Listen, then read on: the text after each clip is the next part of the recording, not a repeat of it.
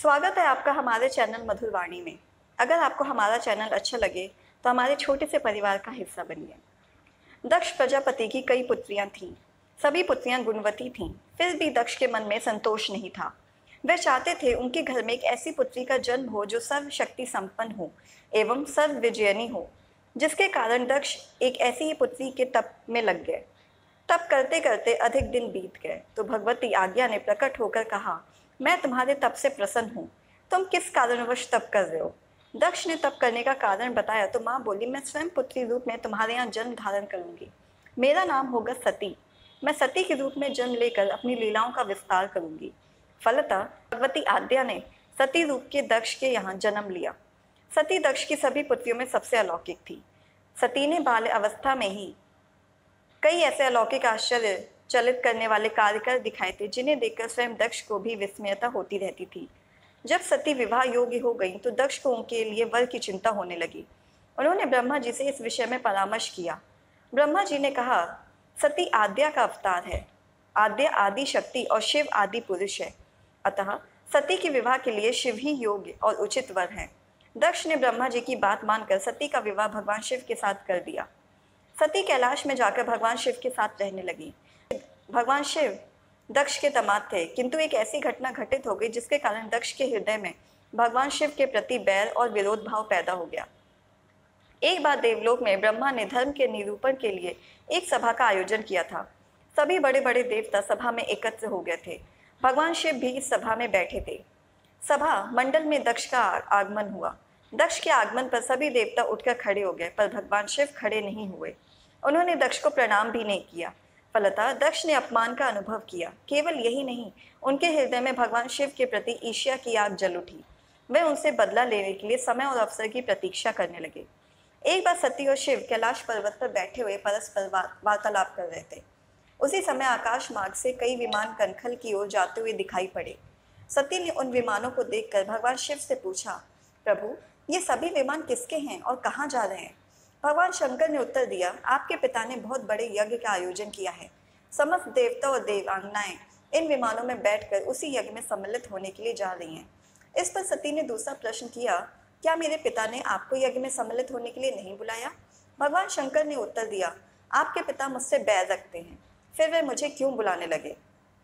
सती मन ही मन सोचने लगी, फिर बोली, यज्ञ के इस अवसर पर अवश्य मेरी सभी बहनें आएंगी। उनसे मिले हुए बहुत दिन हो गए। यदि आपकी अनुमति हो तो मैं भी अपने पिता के घर जाना चाहती हूँ। यज्ञ में सम्मिलित हो लूंगी और बहनों से भी मिलने का सुअवसर मिलेगा।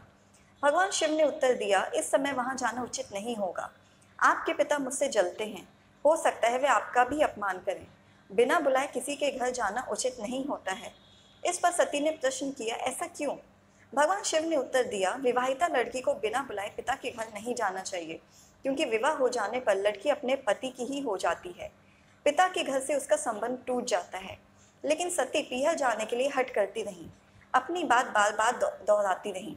उनकी इच्छा देखकर भगवान शिव ने पीहर जाने की अनुमति दे दी। उनके साथ अपना एक गण भी साथ में भेज दिया और उस गण का नाम वीरभद्र था। सती वीरभद्र के साथ अपने पिता के घर गई। घर में सती से किसी ने भी प्रेम पूर्वक वार्तालाप नहीं किया। दक्ष ने उन्हें देखकर कहा, तुम क्या यहाँ मेरा अपमान कराने आई हो? अपनी बहनों को तो देखो, वह किस प्रकार भांति भांति के अलंकारों और सुंदर वस्त्रों से सुसज्जित है। तुम्हारे शरीर पर मात्र बागंबर है। तुम्हारा पति शमशानवासी और भूतों का नायक है। वह तुम्हें बागंबर छोड़कर और पहना ही क्या सकता है? दक्ष के कथन से सती के हृदय में पश्चाताप का सागर उमड़ पड़ा। वह सोचने लगी, उन्होंने यहाँ आकर अच्छा नहीं किया। भगवान ठीक ही कह रहे थे, बिना बुलाए पिता के घर भी नहीं जाना चाहिए। पर अब क्या हो सकता है, अब तो आ ही गई हूँ। पिता के कटु और अपमानजनक शब्द सुनकर भी सती मौन रही। वह उस यज्ञ मंडल में गई जहाँ सभी देवता और ऋषि मुनि बैठे थे तथा यज्ञ कुंड में धू धू करती जलती हुई अग्नि में आहुतियां डाली जा रही थी। सती ने यज्ञ मंडप में सभी देवताओं के तो भाग देखे, किंतु भगवान शिव का भाग नहीं देखा। वह भगवान शिव का भाग न देखकर अपने पिता से बोली, पितृश्रेष्ठ, यज्ञ में तो सबके भाग दिखाई पड़ रहे हैं, किंतु कैलाशपति का भाग नहीं है। आपने उनका भाग्य क्यों नहीं रखा? दक्ष ने गर्व से उत्तर दिया, मैं तुम्हारे पति शिव को देवता नहीं समझता। वह तो भूतों का स्वामी, नग्न रहने वाला और हड्डियों की माला धारण करने वाला है। वह देवताओं की पंक्ति में बैठने योग्य नहीं है। उसे कौन भाग देगा? सती के नेत्र लाल हो उठे। उनकी भौहें कुटिल हो गई। उनका मुख्यमंडल प्रलय की सूर्य की भांति तेजोदीप्त हो उठा। उन्होंने पीड़ा से तिलमिलाते हुए कहा, ओ, मैं इन शब्दों को कैसे सुन रही हूँ, मुझे धिक्कार है। देवताएं, तुम्हें भी धिक्कार है। तुम भी उन कैलाशपति के लिए इन शब्दों को कैसे सुन रहे हो, जो मंगल के प्रतीक हैं और जो क्षण मात्र में संपूर्ण सृष्टि को नष्ट करने की शक्ति रखते हैं। वह मेरे स्वामी हैं।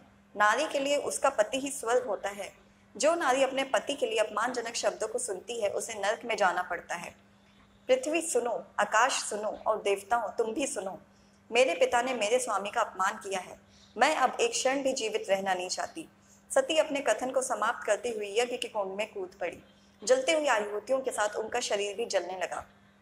यज्ञ मंडप में खलबली पैदा हो गई। हाहाकार मच गया। देवता उठकर खड़े हो गए। वीरभद्र क्रोध से कांप उठे। वह उछल उछल कर यज्ञ का विध्वंस करने लगे। यज्ञ मंडप में भगदड़ मच गई। देवता और ऋषि मुनि भाग खड़े हुए। वीरभद्र ने देखते ही देखते दक्ष का मस्तक काट कर फेंक दिया। समाचार भगवान शिव के कानों में भी पड़ा। वे प्रचंड आंधी की भांति कनखल जा पहुंचे। सती के जले हुए शरीर को देखकर भगवान शिव अपने आप को भूल गए। सती के प्रेम और उनकी भक्ति ने शंकर के मन को व्याकुल कर दिया। उन शंकर के मन जिन्होंने काम पर भी विजय प्राप्त की थी, जो सारी सृष्टि को नष्ट करने की क्षमता रखते थे, वह सती के प्रेम में खो गए और बेसुध हो गए। भगवान शिव ने उन्मत्त की भांति सती के जले हुए शरीर को कंधे पर रख लिया। वे सभी दिशाओं में भ्रमण करने लगे। शिव और सती के इस अलौकिक प्रेम को देखकर पृथ्वी रुक गई, हवा रुक गई, जल का प्रवाह ठहर गया और रुक गई देवताओं की सांसें। सृष्टि व्याकुल हो उठी। सृष्टि के प्राणी पुकारने लगे, त्राहि माम, त्राहि माम। भयानक संकट उपस्थित देखकर सृष्टि के पालक भगवान विष्णु आगे बढ़े।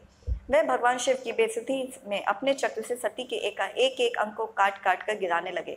धरती पर 51 स्थानों में सती के अंग कटकर गिरे। जब सती के सारे अंग कटकर गिर गए तो भगवान शिव पुनः अपने आपे में आए।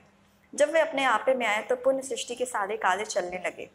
धरती पर जिन 51 स्थानों में सती के अंग कटकर गिरे थे, वही स्थान आज शक्ति के पीठ स्थान माने जाते हैं। आज भी उन स्थानों में सती का पूजन होता है, उपासना होती है। ओम नमः शिवाय।